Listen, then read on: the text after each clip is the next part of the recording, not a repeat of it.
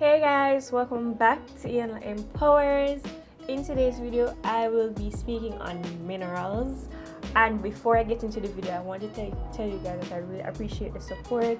Thank you so much for supporting me. We're on the road to 1K and I know I'll reach 1K subscribers very soon. I really appreciate you guys. I love the comments, I love the likes, I love the sharing, I love everything. And I am so appreciative. It is an understatement. Continue to support me and I'll continue to create great videos. Thank you so much. Now let's get into the video. Now, what are minerals?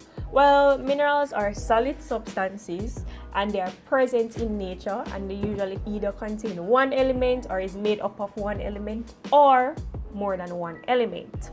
Now, these elements combined together, they create chemical compounds.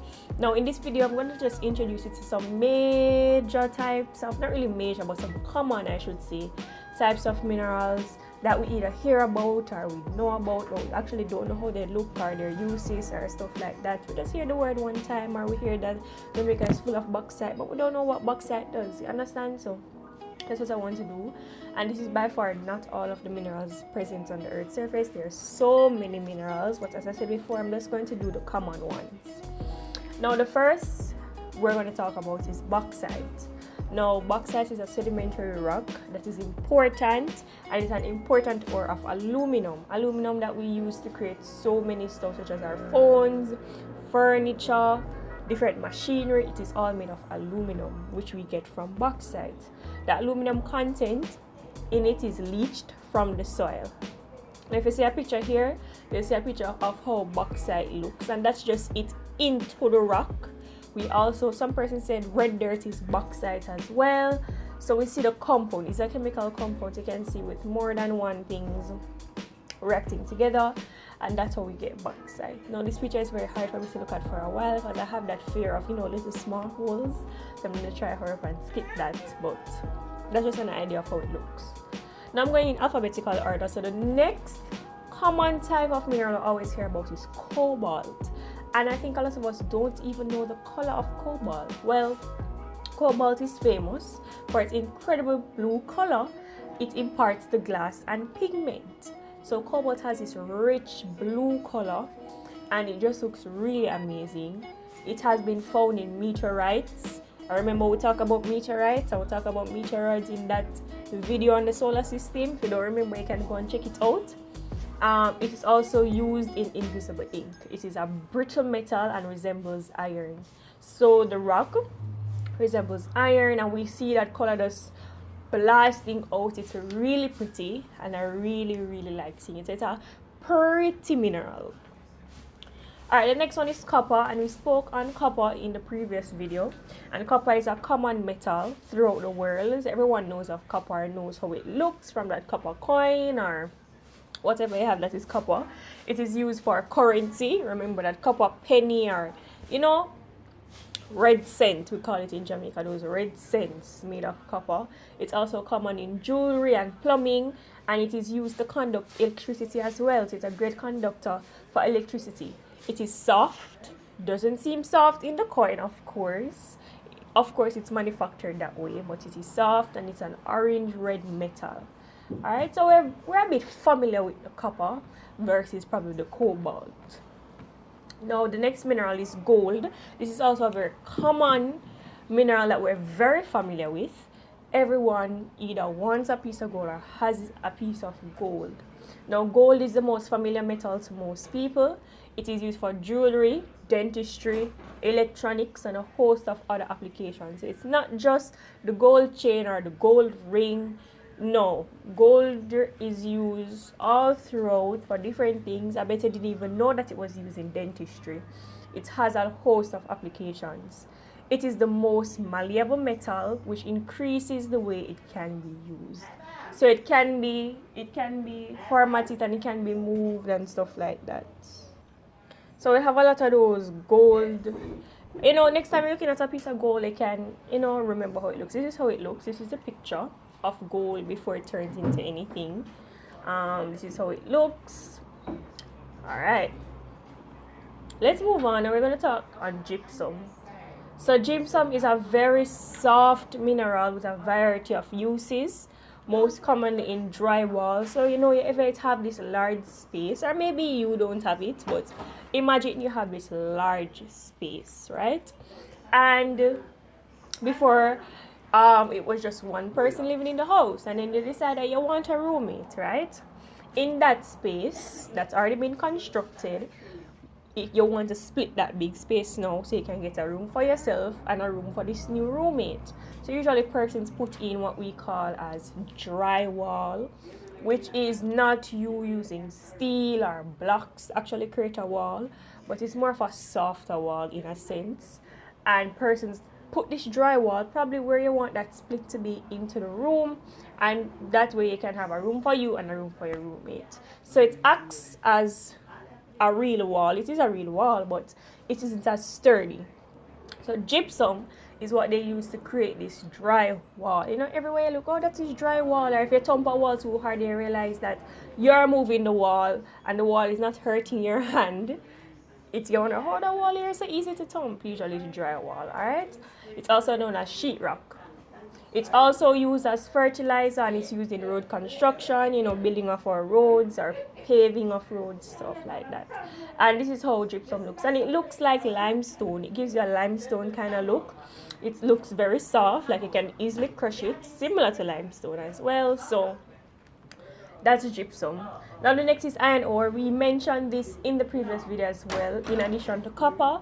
Now it is an important mineral to civilization today, as gold historically has been. So you can say it's on the level of gold in a sense. It is used in all sorts of construction, from vehicles to buildings. Now name something that you know that's very instrumental that is not made, or iron is not a part of its production. And it's very important. Our cars, our phones, our furniture, steel, all of those stuff, iron is a part of it. So it is very important, and this is how the ore looks. So let's not mistake iron with iron and iron ore. Iron comes from iron ore, but this is how the ore looks. So look at that. Yep. Now, our next common mineral that we know is lead. Now, we always hear about lead poisoning and lead that is in pencils and stuff like that. So we heard about it. As I said before in the start of the video, that these are some minerals that we either hear about, know about, see, you know. So lead is one of them. Now lead has a bad reputation for its poisoning capabilities. As I said before, you usually hear about persons getting lead poisoning, some of which have been exaggerated by fear. A lot of persons, oh, lead poisoning, so they really exaggerate the extent of which lead poisoning, you know, occurs and stuff like that. So it gets a bad reputation. It's not infamous for that.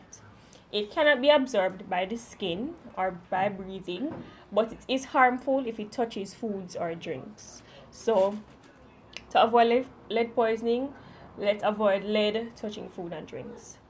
It was at one time used in paint, pencils, and eating utensils, and you can see where that can become a bit harmful, especially being in eating utensils, because it should not touch food and drink. So we say that's a great way.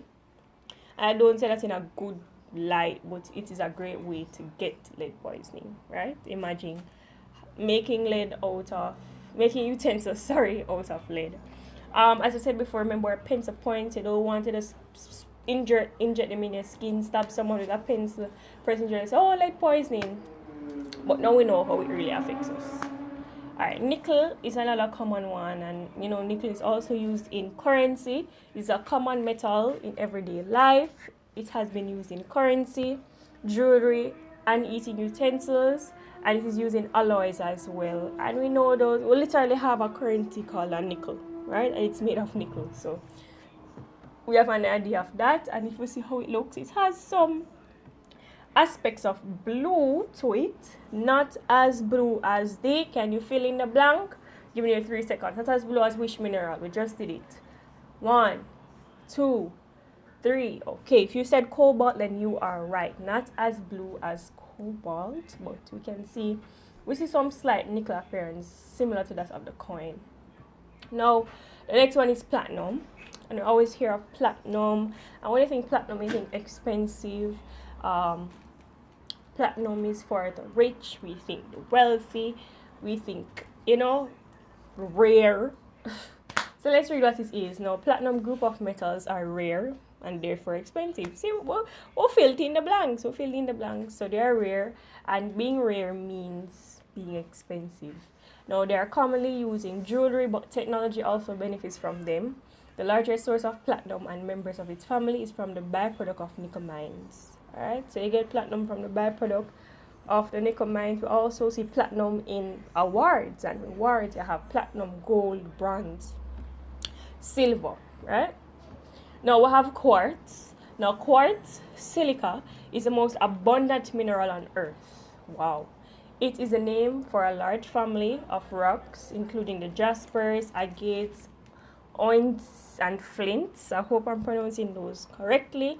Now quartz is used in concrete, glass, scientific instruments, and watches. Most importantly, today it is used to make silicon semiconductors, and this is how quartz looks. It looks a bit familiar. I'm pretty sure a lot of persons have seen this before. Maybe not as quartz, but we have seen it before. And it's, as I said before, it's very abundant. It's the most abundant mineral on earth. Now, I don't have a picture for silica, because if you look up now and Google a picture of silica, you'll see that it's similar to the picture of quartz. And quartz and silica, I guess, can be used interchangeably. But for here, it says silica is used to remove moisture from the air. It is also used in sandpaper and glass making. Alright.